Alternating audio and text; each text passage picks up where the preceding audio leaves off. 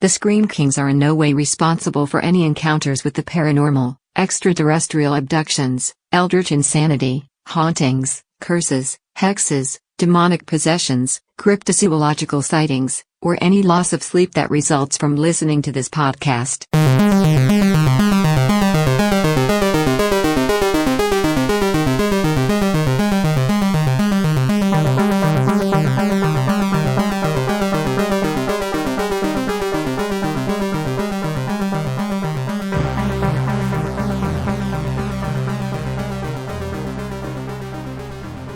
This is the Scream Kings podcast. I'm Max George.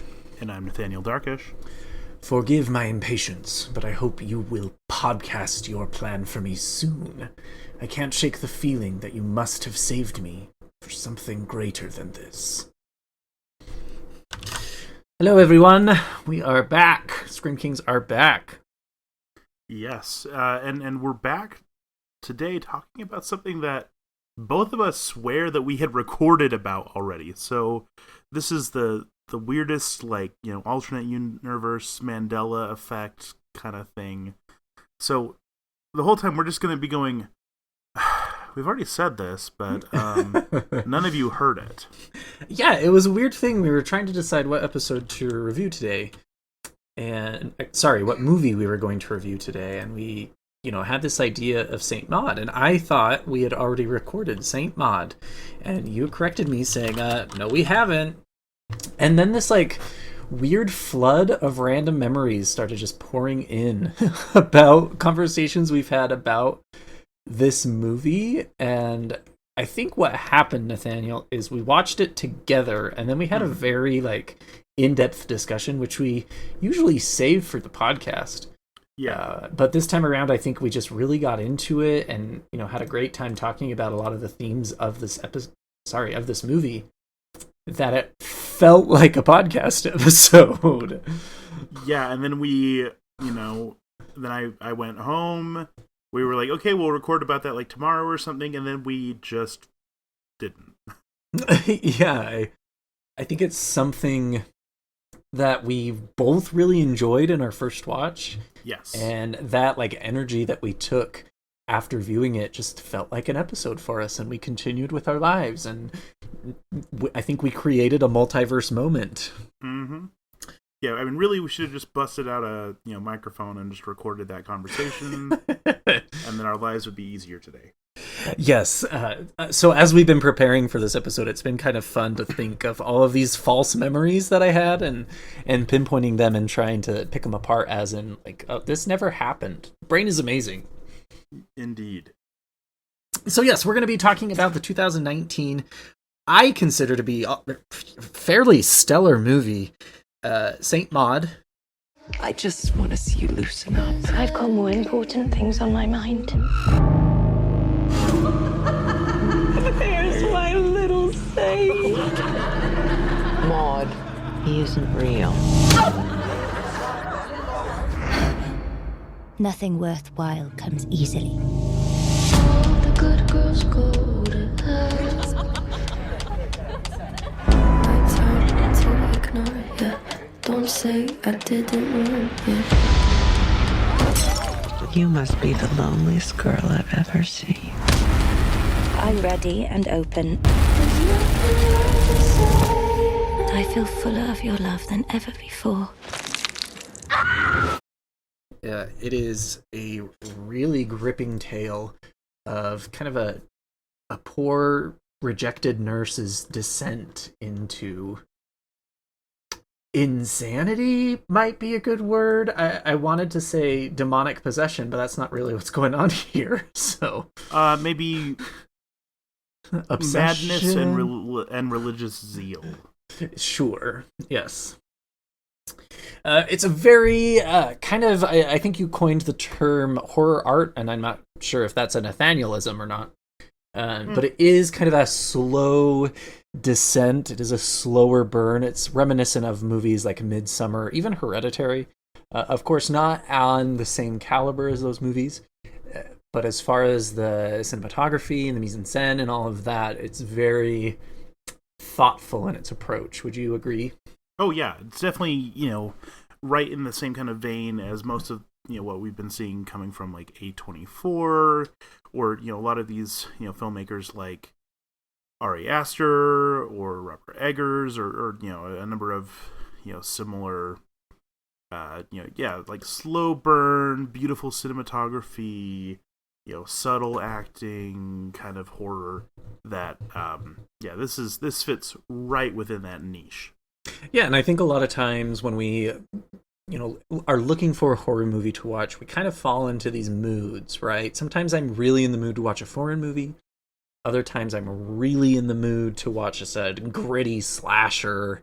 And then other times I really want to be poignant about my horror movie experience and take some time. And I think Saint Maud does that very, very well. It's the kind of movie that sticks with you after you finish it, but not really in like a Hereditary sort of way. Hereditary sticks with you and it makes you want to sage your house and go get a blessing. Yes. Saint Maud really makes you contemplate on a lot of things. And to me, that is a really beautiful aspect of this movie. And I think really important because the topics for me, this was right up my alley as far as a possession sort of a movie, but again, with kind of a weird twist.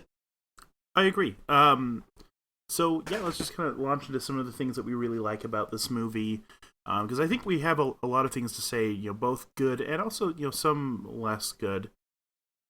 But or actually no, let's I guess maybe just do a brief summary, just to kind of help us have a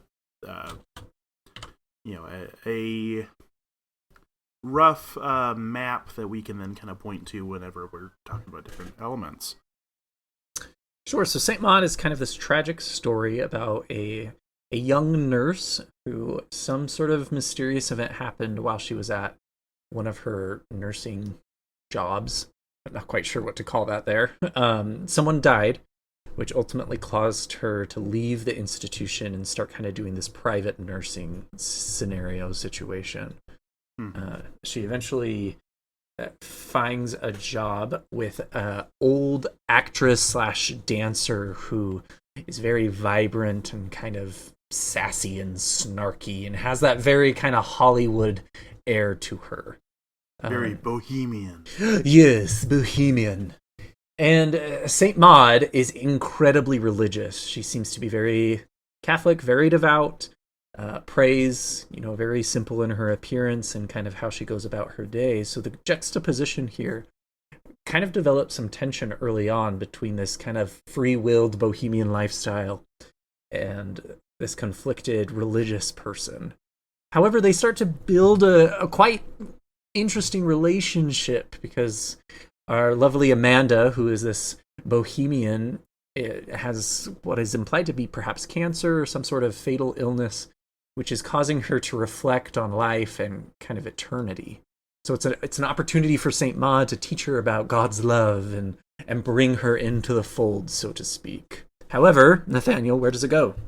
Well, so there are some like moments of hey, is she going to convert her or things like that? There's some very kind of religious moments where Amanda is even starting to maybe gain some faith. But then there's this big party because Amanda definitely is still very much tied to a lot of her old friends and old ways. And at this party, Maud basically calls her out and basically just says like, hey, this is sinful and wicked and you're a bad person. And they get into a fight and Maud ends up slapping her and then gets obviously fired from her job. Makes sense. Also important, though, I want to interject here that Amanda is alluded to have a lesbian lover, yes, which Maud is incredibly uncomfortable with because religion. Yes. Yeah, I think, she's kind of a stereotypical, like New York dancer where there's just lots of, sexual experimentation and experimentation with drugs and all sorts of stuff that, you typically see kind of stereotypically associated with that scene. But yeah, so after Maud is fired, she just kind of retreats into herself and really just spirals out of control in terms of her religiosity. She starts to, kind of go from just regular prayer and stuff to like full blown like flagellation. She needs to physically suffer in order to be purified, kind of stuff. And it gets worse and more upsetting as it goes through. She starts putting like horrible like doesn't she put shards of glass in her shoes? No, that is Moon Knight. She actually takes old like nails like you would do carpentry with, and puts them in her shoes and walks on those. Oh, yeah. Which for some reason is worse to me, Yeah, certainly a lot higher chances of tetanus. For sure. She's a nurse though. She's got it covered. Yeah. But yeah, so she walks on the nails. Obviously I've watched Moonlight Night recently, so that's on my mind. But she, just does worse and worse things, but then she also like reconnects just kind of randomly with one of her old nursing friends, and they start to kind of spend time together, and so she then starts to kind of get pulled into this like party lifestyle again a little bit, which apparently she was quite the party animal back in the day, when that's suggested that that's probably why the person who died is that she was hungover or drunk or something at work, and that's why that person didn't get the care they needed and died. And so she starts to kind of flirt with that lifestyle again, and part of that also seems to be, hey, maybe she had or is at least tempted to have some sort of sexual relationship with this other nurse friend or things like that, and she starts to kind of get pulled back into that possibly.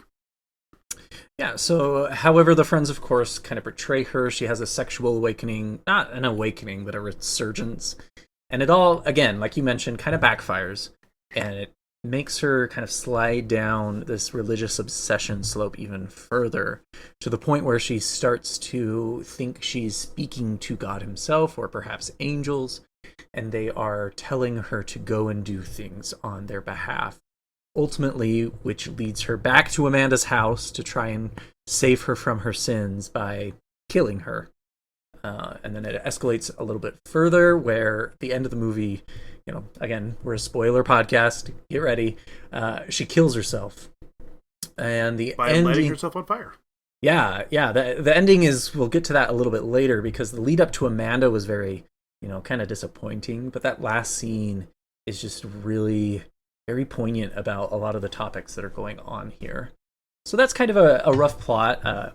I know people don't love it when we give a synopsis of our movies, but I think the context here is really important for a lot of these topics we'll be discussing. Yeah, just that way we can kind of point at specific moments or specific ideas with the things that we are liking, or especially I think the things that we didn't like as much. It's easier to point to specific moments as opposed to just kind of speaking generally. Yeah. So for me, I do want to kind of lay the foundation here that, fans of our show know that I used to be pretty religious, and I have since left the church and have really kind of adapted a more agnostic, pantheistic type of worldview. Mm-hmm. And you are still very religious. And so I want to bring that to the forefront, because I think that narrative of our life experience is really going to define how we look and how we interpret this movie to some extent. Absolutely. For me, I am a sucker for demon movies. Everyone knows that I am an amateur demonologist. And with that in mind, I thought it was incredibly fascinating to watch a show that took a typical possession story, Reagan playing with the Ouija board and then Pazuzu overtaking her. But let's flip the coin on the other side and talk about stuff that really happens where people become so obsessed with their religion that they in some way become possessed themselves. And I think the argument could be made that a lot of people have done terrible things in the world and have blamed it on demonic possession. And we kind of give that a pass, like, oh yeah, we don't believe it per se, but we always say, the devil made them do it, or the devil is evil, that's why they caused evil things. But what I really appreciated about Saint Maud is it flips that on its head and said people who are obsessed with religion can do the same amount of evil. They can be possessed by God. They can be possessed by angels, so to speak, which can lead them to do the exact same things that the devil could make them do. And I thought that twist is really fascinating to explore in horror. I definitely agree. And that was, I think, the thing that appealed to me the most about this movie was that subversion of the possession narrative. I don't know if it was as successful in that as I wanted it to be. Just in that she is told to do a lot of stuff. We see the like when we're looking at the stages of possession, there's like the creepy stuff happening around the house, and then there's the voice talking to you, and then it like enters you, right? We get mostly to the voice talking to you stage in terms of her possession, but we don't necessarily see it like controlling her, and that was the thing that I wanted it to go to, because that was interesting to me. But I definitely agree, like in terms of impact and how people can do often very horrifying things in the name of different causes, or oh yeah, the devil made me do it, or whatever. Yeah, like religion, without a doubt, and Christianity specifically often does come up as the reason that people say they did some horrifying thing, right? We have the bombings of the FBI offices. We have so many horrifyingly like white supremacist terrorist attacks and things like that are all done in the name of being a good Christian or things like that. And so like taking that kind of story and then showing that in a very exorcist style possession movie format is such a brilliant idea, because yeah, people always say oh yeah, well I'm doing it because I have to be a warrior for Christ or things like that. I mean, the Crusades were that, right? Well, and even, there in Utah right now, there's a lot of talk about this kind of true crime series called Banner Under Heaven, which is the story of, two estranged Mormon brothers who were convinced that God was speaking to them, and ultimately they killed a mother and their 15-month-old by slitting their throats. Like, it's not... I really want to pin this hard, because it's not just the Crusades. It's not just white supremacy anymore. Oh, yeah. It's happening in modern times, which is scary. And I think the horror genre, and in particular Saint Maud, really allows this kind of almost taboo topic. No one wants to talk about the crimes committed in the name of Christianity, right? It's saved for the history classes, or it's saved for the online forums. But horror allows us to kind of dissect these complex themes that really challenge our idea of the world.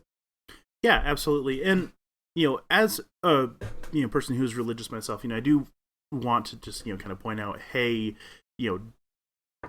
religion doesn't force people to do these kinds of things, obviously. Just, wanted to briefly hang a lantern on the idea that, no, there is more to it than just that. But I want to stop you right. But I want to go ahead. I have a thought I want to bring up here. But yeah, I definitely agree. Like, people will cling to that, or they will become obsessed and skew or hyper focus on things, or whatever it is that will then be their justification, whether they believe it or not, for doing some truly awful things. And I want to point out, being outside of a religion now, that I hear that phrase a lot. Like, oh, they're bad people, but that doesn't encapsulate the entirety of religion. And of course it doesn't. You are some of the most religious people I know, Nathaniel, and you guys are incredibly wonderful people. Working in absolutes always gets you in trouble.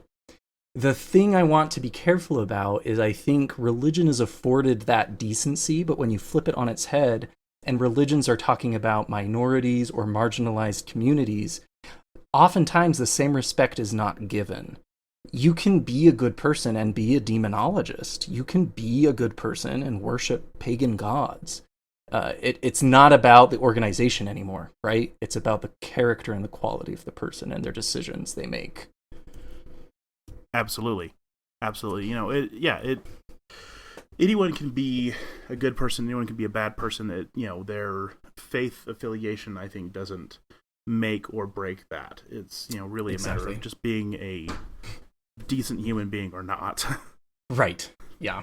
And I think Saint Maud does this really well because the Bohemians, these people at the party, overall, I mean, a lot of the characters in this film are not very likable, but I found myself more drawn to the quote-unquote sinful people that Maud was kind of judging, right? Yes. I would much rather hang out with Amanda, this kind of, I don't know her life story. Perhaps she was a drug addict. Perhaps she was, an nymphomaniac or whatever. These ideas that Saint Maud was projecting on her. But I'd rather go out to dinner with Amanda than Saint Maud, because I'd feel more comfortable and accepted in the presence of what Maud considered to be a sinner.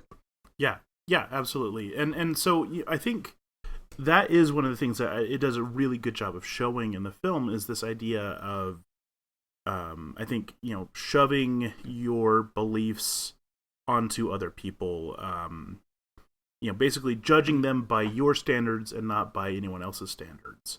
That is obviously a very rife thing that a lot of people who are religious end up, falling into, is, oh, well, because you're not conforming to how I see the world, then you must be awful.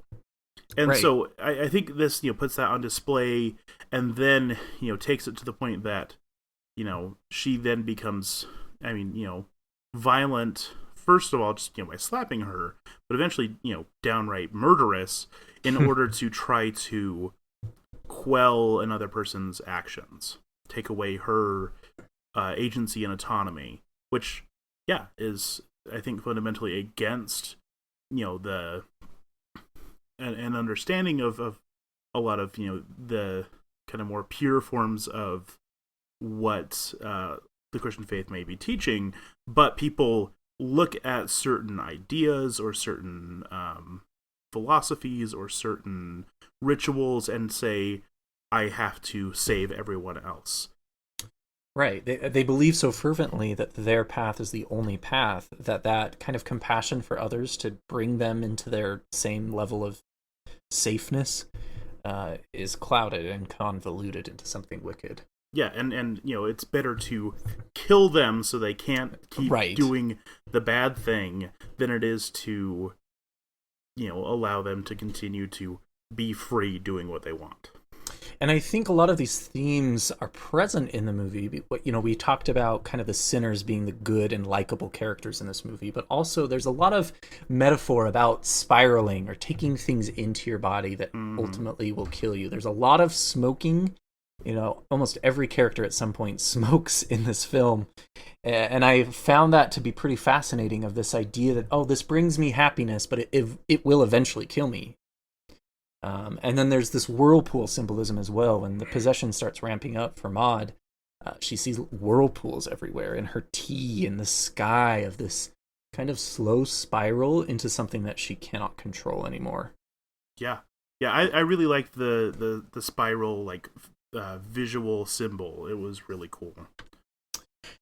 Also, I loved the symbolism of conflating kind of the sexual experience with Saint Maud, this orgasmic dopamine rush that she was getting, and putting it in parallel with kind of that spiritual elevation emotion, that for her they kind of were the same, so to speak. Mm-hmm. And the symbolism there too, I thought, was really interesting as well, is that, if we want to get crude about it, I think all humans really are just searching for that rush of dopamine day by day. And if we don't get it, something's happening. And whether you're getting it through sexual release or through your spiritual mechanisms, that's okay. And it's okay to conflate the two.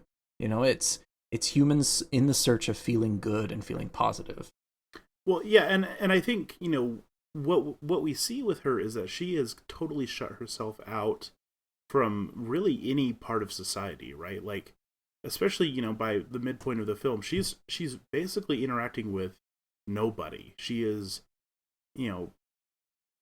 just kind of hiding away from the world because she doesn't have a job, she doesn't have friends anymore, she doesn't have a lot of these things. And so, yeah, the only even like human interaction, if you want to call it that, or just like moment that she's not even alone, are these moments where she thinks she hears the voice of God. And so that is like the only stimulus that she's getting in the world. And clearly she's very ill. But yeah, like that's the only thing, or that replaces any relationship, any hobby, anything. It's just religious fervor, and so of course it gives her that level of a dopamine rush because that's the only thing she has. Yeah, and I think towards the end of the film, what I really appreciated is it kind of separated itself into two different paths. It became a story about religious possession, but also became this really tragic story about what happens to someone where you don't have anywhere else to go and your life is kind of falling apart around you, and your mental health gets to a point where you do become, sociopathic to some extent. Your idea and empathy for others ends, and how kind of tragic that is. It really became about Maud and not about religion towards the very, very end. Yeah, well, and that's the thing I find so interesting is that we have her as being the little savior is what Amanda called her early on in the film, it's she's Saint Maud. Well, what does a saint do? They go and they do selfless things. They go and they help other people and they dedicate themselves to the poor or the sick or the needy or whatever. And yeah, interestingly, the more obsessed she becomes with her religion, the less she does things like that. The more she retreats into herself, the more selfish and self-obsessed she becomes. It's really interesting that, basically, the more she believes, the less she acts on her faith. And until she pushes it over and then does, the thing that she thinks is so good for Amanda, which is murdering her. And I think it's really fascinating, too, that this self-proclaimed, hyper-Catholic, whatever, this very religious person, not once do we see any sort of quote from the Bible, any other scripture. Like, all of that, kind of quote-unquote dogmatic religion was not present in the film, which, again, I think really pulls it back to, well, this is more a story about Maud and her trauma in her life and how religion kind of filled that hole in a negative way. But I think it's kind of a two-path road here, because that is a story that it's telling, but it is framing it in the idea of religious possession. Yeah. Shifting gears a little bit, I have to say the body horror and the moments of this, self-flagellation and self-immolation, ultimately, very effective. Definitely makes your skin crawl. You watch it and you go, oh, I can feel it just seeing it. Yeah, it's one of those things that made me realize, like, I have seen all sorts of horror out there, from demonology to true crime documentaries, you name it, and it takes a lot to get under my skin. But I think body mutilation for me is one of those things that I don't like. Like, it creeps me out, grosses me out. I don't like it. And whether it's in a PG-13 Moon Knight TV series or in a rated R movie, like, there's something so visceral about that horror that it's hard to overlook. I agree, and I think what makes it worse and more icky, I'm at a loss for a better word, is that it's done to herself. Like, it's bad to watch one person hurt another person, right? But it's a whole different thing to watch someone manage to do that kind of harm to themselves. Oh yeah, that's what I'm saying. Like Yeah. torture porn doesn't get to me as much as that self-mutilation, or even, take a Saw movie where they're forced into a situation where they have to choose to hurt themselves. Even that, don't like it. To use your very clinical and technical word, Nathaniel, it is icky. Yes. Very technical term. I really appreciated in this movie, though, too, the cinematography was beautiful. The set work, the scenes, all felt very intentional, very pragmatic. And the music, too, I felt was scarring when it needed to be, but also kind of this triumphant religious hymnals that we talk a lot about, taking something holy and pure like Christmas and flipping it on its head and making it horror. And I think that's what was executed very well in terms of the music and the cinematography. Oh yeah, absolutely. It definitely has a very hymn-like feel to it. And that contributes to the tone. And yeah, the tone of the whole thing. I mean, like it's gonna go bad directions, and so the dread is there. It's pretty stellar in all of these ways. I did watch this film at home. It was during the pandemic that I saw it, and I think it really would have been aided and lifted a little bit had it been released in cinemas. Thanks, pandemic. Dang it, but COVID. Just that experience of not having any sort of a distraction and really being present with Maud through this journey, I think would have amped the dread up a little bit more too. Absolutely. The last thing I want to say is just I felt like there was a lot of Mary Magdalene vibes going on with Maud, kind of taking this female character who intrinsically is probably not a bad person, but then kind of going on this weird journey and making us believe that they are a terrible person. It's a very loose-fitted metaphor, but I did feel like they were trying to portray Maud as a saint in her mind, like you mentioned. Mm-hmm. And so it just felt very intentional with how she was dressing and the types of sins she was committing. They all felt very Mary Magdalene-esque, taking this innocent girl and twisting her into this sexual pervert who does terrible, horrible things. Yeah. I agree. It definitely did that in a way that was subtle enough that it didn't feel obnoxious. Yeah, and that could be just me projecting my religious trauma onto the film, but be a champion to Mary Magdalene. She's been put through the ringer. So agreed. Let's move into kind of the negative things about the film. Okay. Honestly, there's really there's a few things that I didn't love as much, but the thing that has stuck with me that just didn't work in this film was the murder sequence. I agree. Yeah, the build up and kind of the mental shattering of Maud going to Amanda's house, and then this weird demon moment where I think Maud was hallucinating and she thought Amanda was actually the devil, which pushed her to kill her ultimately. It just felt contrived a little bit. The whole movie up to that point was very methodical, and the descent felt very intentional. Yes. And then it was oh well, we need to kill this real fast, so here we go. I agree. And to me, especially because one of the big themes in the film is this idea that pain and suffering purifies you. And that, is so present in all of the horror of the film, and it just keeps coming up again and again and again. That should have been a big part of that final confrontation with Amanda, in my mind. To me, what that scene should have been is she breaks into her house and she doesn't just kill her after thinking she's a monster.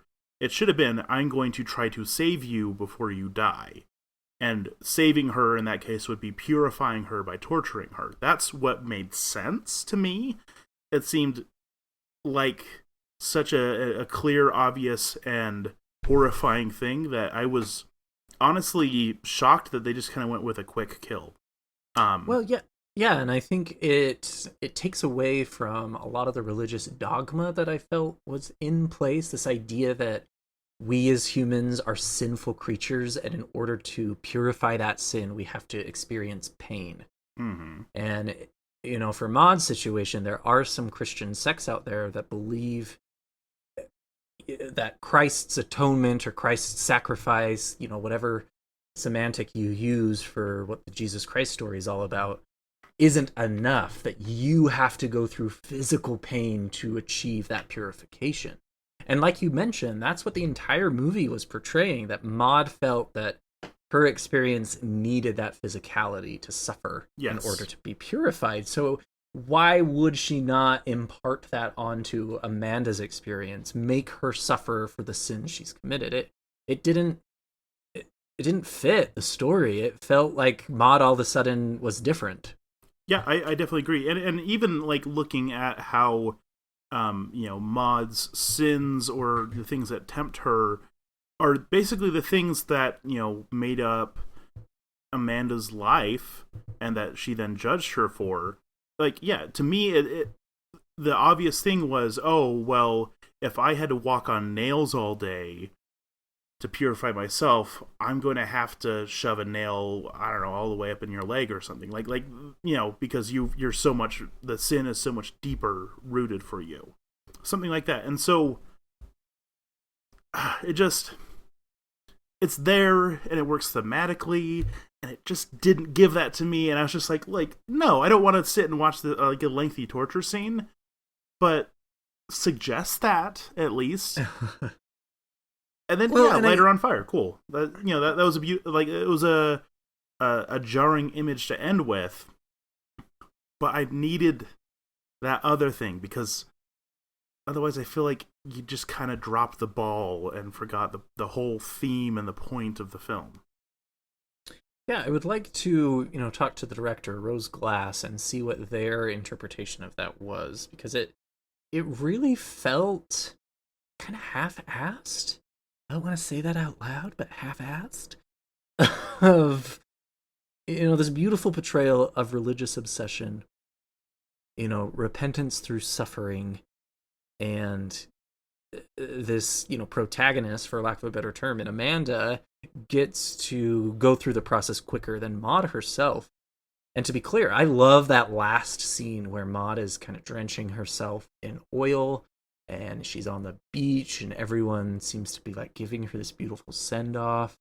And then the light of the angels just illuminates her soul, and she gets her wings and is lifted into the sky, and it's beautiful, and everyone's just in awe that this, servant of the Lord has completed her task.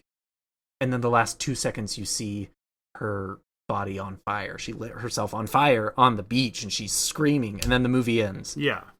That's amazing. Yeah, that was a great gut punch. That scene is twisted and terrifying, but it would make more sense for her to, this suicide moment, because of what she did.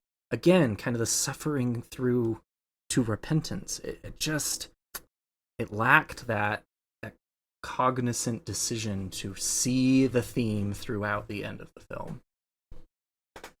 And wow, have I never sounded more like a horror critic before. Jeez. Switching gears to another thing,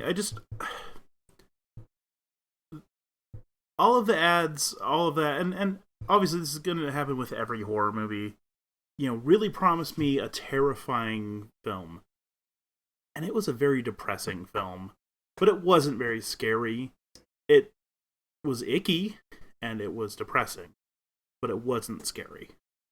It reminded me a lot of The Witch, to some extent. I feel like The Witch was much more scary. Yes. But it was The Witch if I wasn't scared. I was just bummed out the whole time. Right. There was a lot of dread. There was a lot of tension. A lot of kind of uncomfortability. It's not a word, I don't think, but it is now. But you're right. I never was scared. I wasn't creeped out by Toni Collette climbing on the walls and having an oh shit moment. I just felt that dread throughout. I was never scared. I was grossed out with the self-mutilation. Mm-hmm. I was grossed out with the religious stuff, but I was never scared. I think sometimes horror trailers really are deceptive, and I'm getting to the point where your wife is, Nathaniel, of I'd rather, maybe watch one trailer, but watch it once and get excited for it, and then just go see the movie. Because trailers for horror movies are really double-edged swords. It can be dangerous ground, trailers. Yep. So teasers only from here on out. I mean, I enjoy a good, trailer number 1 to get me hyped. But for an example, there's a new A24 movie coming out called Men. And I have no idea what it's about because the trailer is so cryptic. Mm-hmm. It gives very subtle ideas as to what the plot might be about, but it's vague enough that I go into that movie not knowing what's going to happen. If I recall, the mod trailers were very specific and kind of laid out the plot in the, minute and a half, 2 minutes that we had for a trailer. So you go into it thinking you're going to get this super packed horror movie, and it just kind of lets you down. Yeah. I agree. Well, we've mentioned that a lot of the characters were unlikable. Yeah, it was hard to cheer for anybody, but it was also kind of hard to feel too bad for the bad things that were happening to them, because even though I felt oh, poor thing with Maud, I just kind of thought everyone was various levels of either uninteresting or just they were jerks, and I was like, well, I guess we'll see what happens to these people. Yeah, there was. I didn't feel like there was a protagonist. There was no motivating or positive force in the movie. Maybe that spunky nurse friend she had, but even then she kind of let Maud down and was not the greatest. Yeah, basically she just wanted someone to party with again. And I think we've kind of mentioned already this idea that the movie kind of runs on two paths. Mm-hmm. It does talk a lot about kind of the religious obsession and possession that happens in life, but it also could be looked at as more of a psychological analysis or character analysis of Maud and someone who goes through intense trauma and negatively latches on to something to control their life. Yeah. And yeah, because of that, I feel like we're being promised religious horror, right? It's literally called Saint Maud. Right. And then we get a story that is, just could just as reasonably be that instead of her latching on to religion, it could be her latching on to any other, obsession in life. And that becomes the thing that dictates how she thinks and how she acts and all of that stuff. I guess I just feel like, this is about trauma and blaming yourself for something bad that happened that was, a mistake.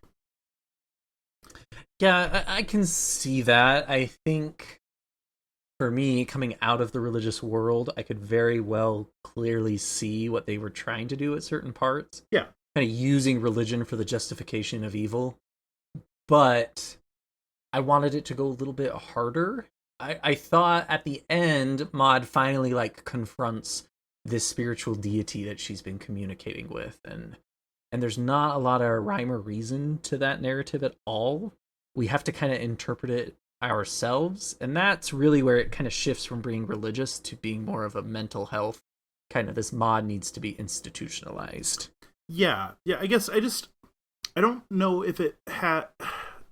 It's hard to pin down what it had to say about religion exactly, because like we pointed out, Maud's perception of Christianity is not really anything that quite conforms to any faith. It's Catholic-ish, Anglican-ish, but like she's not, yeah, like you brought up, she's not really reading much scripture.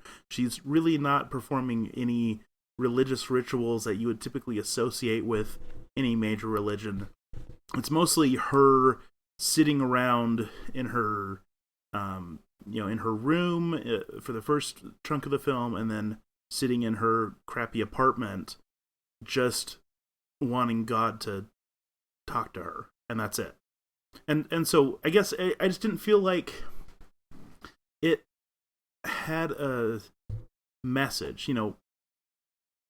It's fine if the message was, not flattering of religion. That's fine. I there's lots of things that don't, view religion in a positive light. And I would say that this is certainly leaning more into a negative direction, but I just felt like it just was not quite saying anything, but we're all supposed to nod and go, yes, well, that made a strong message about religion. What was it? So I see where you're coming from. I would push back a little bit, though, in that I don't think a specific religion or a specific doctrine needed to be, like, explained, because, like, if we go back to this original argument that just because you belong to an organization doesn't mean that everyone in that organization is going to do wicked and terrible things. Yeah. There are so many different weird, random sects and beliefs that, may have started in Catholicism or Protestantism or even Mormonism that don't really follow by the traditional rules and can't really fall under an umbrella of, oh, this is a Catholic or, oh, this is a Protestant. But, like, Christianity is similar enough that we don't really need that. So I was not as, like, bothered by that because I felt like the message was still there. This person is a monotheist who believes in a Christ figure and who believes in some sort of personal communication with God. That to me is very Christian. So yeah, to me, the message was Christianity, But I see where you're coming from because, again, towards the end, all of this kind of unravels, and it does become a story more about Maud's mental health than about this, like, de facto religion she started for herself. Yeah, and really, I think the thing specifically with the religion or kind of the lack of structure is really just that she doesn't seem to actually have any idea what like anything Christian actually means. Like, she has, like, basically, I don't know, 5 rough ideas about it, and she latches onto those 5 things, like, oh, sex is bad, I can talk to God. Nathaniel, I'm going to challenge this because does anybody know what Christianity is supposed to be? You look at any, like, organized religion nowadays and they do not follow what I think Jesus established. So I don't know. That's tough because I think Maud is working within her framework of the religion. Mm-hmm. But I think this conversation's a little bit deeper, right? Like, what is true Christianity? That's very interpretive to and subjective to people. Yeah. And does it come from the Bible? Does it come from Old Testament, New Testament? And if we follow the New Testament and we look at the Catholic Church, like, those don't mesh. Mm-hmm. So, what is true Christianity? No, and that's a good point. And actually that might be part of the point it's making. Yeah, I think we kind of uncovered something here. Yeah. It's just it's I don't know. I still just, like, wanted it to say more, but I think maybe with what we're picking apart here, that maybe is the more that I was looking for. So, I don't regret questioning it. No, I think this conversation is what we do best on Screen Kings here. We tackle a topic from 2 very different worldviews, and we find the common ground of, okay, you believe this way, you see these things, I believe a different way, I see different things. Where do we meet in the middle, and where do we find commonality and beauty in this horror genre? And I think we just did it. Heck yeah. Booyah! Long distance high five. Wha-bam! So let's rate this film. Yeah. Screams wise, I'll kick us off. I'm just gonna give it a 3. Like I said, it's icky and depressing. It's not scary. Yeah, I gave it a 4, just in that I think that self-mutilation, I had an awakening of I really don't like self-mutilation. It really bothers me to some extent. Mm-hmm. And so I rated it a 4. But yeah, like we talked about, it's dreadful. It's not scary. Yeah. Crowns wise, I'm gonna give this film a 7. Honestly, most of the gap between, getting to a 10 really just boils down to that ending falling really flat for me. But like in terms of like the construction of the film and everything like that, gorgeous, wonderful, but story is so big for me, and they just tripped at that finish line. Perhaps you could use your wonderful saying of it crapped the bed, pooped the bed. I would even say I wouldn't go that far on this one. Maybe sharded the bed. Okay. We need a shirt now, I guess. Yes. The how badly did you fail the ending scale from a light toot to full blown. Okay, this is just getting gross. Yeah, I gave it an 8. I think the themes and the topics were really important for me. I struggled with my own kind of situation with religious trauma and unpacking what that means to me, and I felt that this horror movie did something that I haven't seen any other horror movie do. So perhaps I'm giving it a little bit of grace, to use a religious term. Mm-hmm. But I think it's important. I think more people should see it, especially religious people who are so devout that they kind of can't see past their own worldview. I agree. And I also will say that I want these kinds of themes to be explored again in a variety of ways, because I think this is kind of an untapped or largely untapped vein in the horror genre in terms of like the messages that it can explore. Yeah, I fully agree. I don't think anyone would be surprised that I agree with that. Yeah. Well, Max, how have you been staying spooky lately? I remember in our last episode, I was raving about how much horror I was consuming at the time, but I feel like I've kind of dropped into a little bit of a drought. I haven't done a ton of horror consumption lately. I feel like there's a little bit of a pause in new horror right now. However, I have really been enjoying rewatching the Stranger Things series. We have an amazing new season coming out in just a few weeks that I'm quite stoked for. Heck yeah. It looks like the culmination of all of my D&D fantasies mixed with horror. We have Vecna. I just am beyond excited. And while I've been doing that, I've been building an amazing Lego piece, a haunted mansion. Ooh. I bought for myself for my birthday. Not really horror, but definitely spooky. It's been a ton of fun. And then finally, I just want to, Moon Knight, Nathaniel. Holy cow. I've been incredibly impressed with the presentation of this show.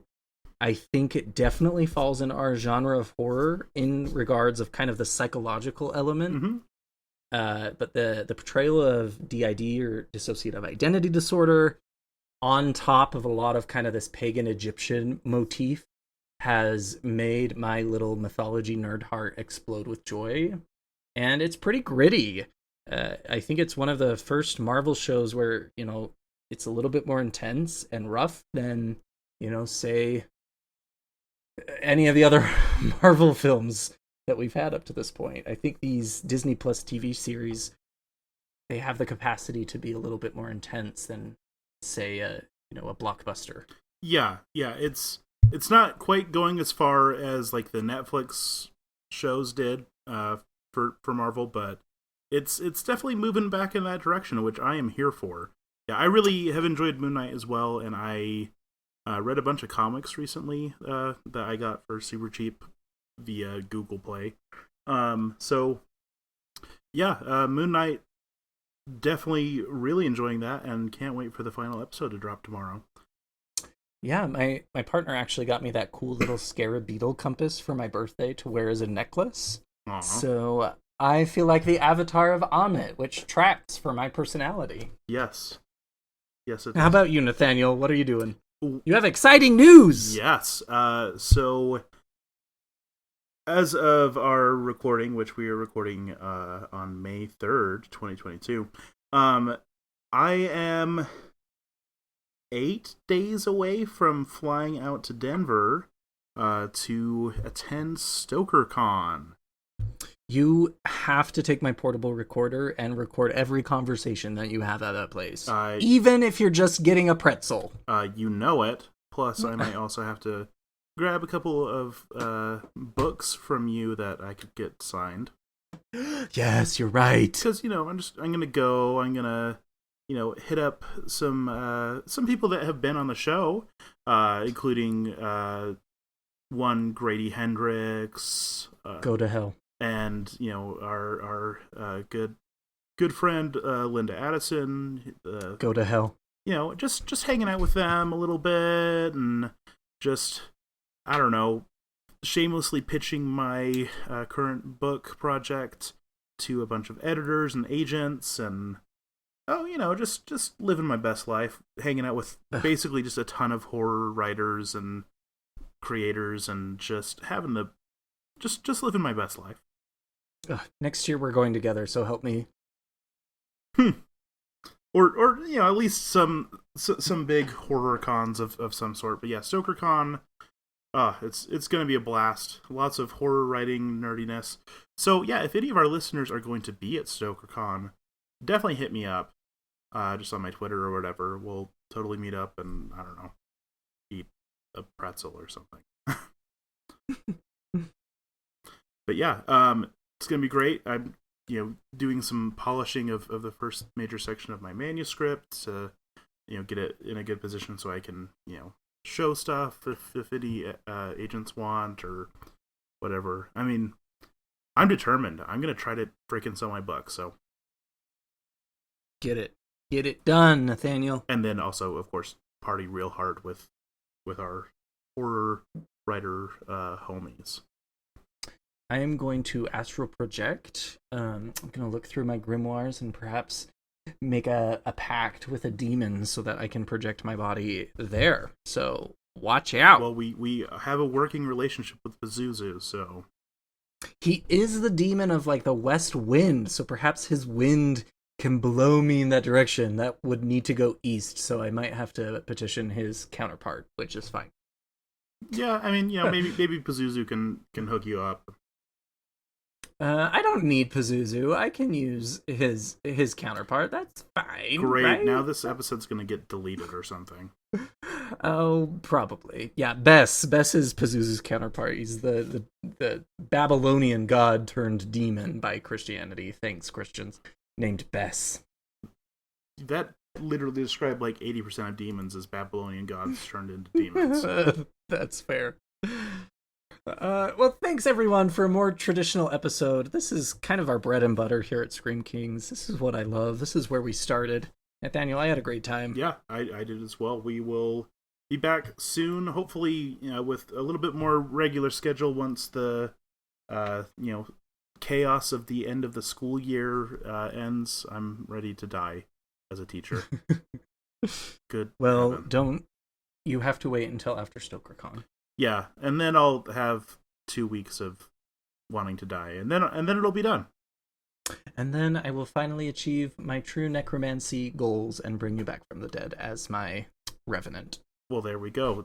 Get ready for some weird episodes of Scream Kings as it's just Nathaniel going ugh, over and over again.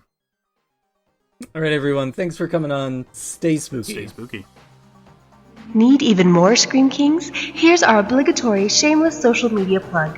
Follow us on Twitter or Instagram at Scream Kings Pod. You could also email us at screamkingspodcast@gmail.com. Help us reach a wider audience of horror fans by leaving a review on iTunes or by sharing a link on social media. You can also support the show by going to patreon.com/Scream Kings. Stay spooky.